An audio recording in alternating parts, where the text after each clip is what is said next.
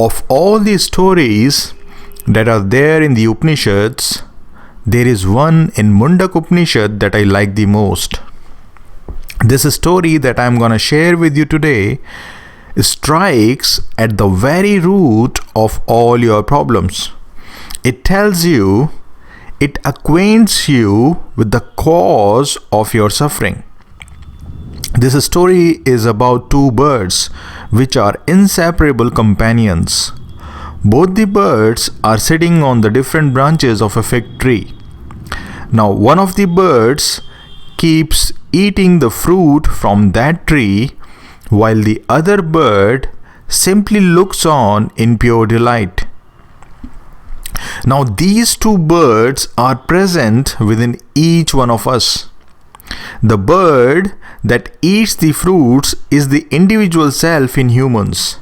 It is the ego that says I and which identifies with the body and mind, which considers itself as the body, as the mind, and eats the fruits of its good and bad actions. While the other bird represents the witnessing consciousness within us. It represents the awareness within us, which simply watches without getting involved in anything whatsoever. It simply looks on. Even watching is not the correct word for the awareness within us. It is simply detached knowing. It just knows without getting attached to anything. It's not concerned about what the body-mind complex is doing. But it just knows, because that is its very nature, pure knowing, pure intelligence. So the other bird, which doesn't do anything, which doesn't eat any fruit, stands for this pure knowing within us, pure consciousness, pure awareness within us.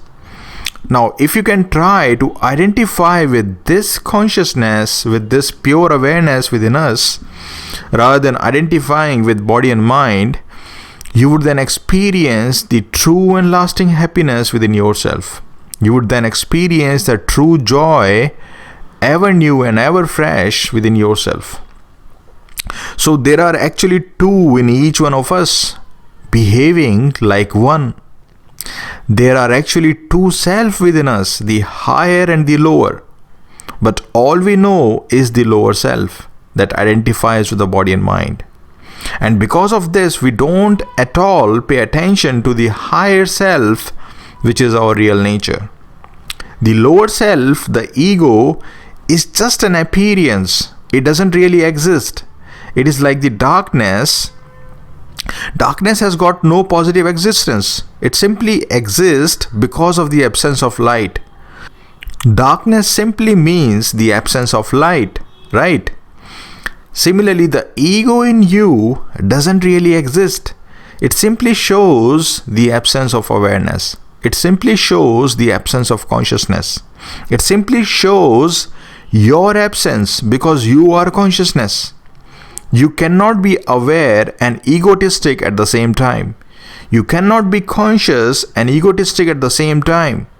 Ego simply means unconsciousness. So try to identify with the higher self. Try to simply establish yourself in the witnessing consciousness.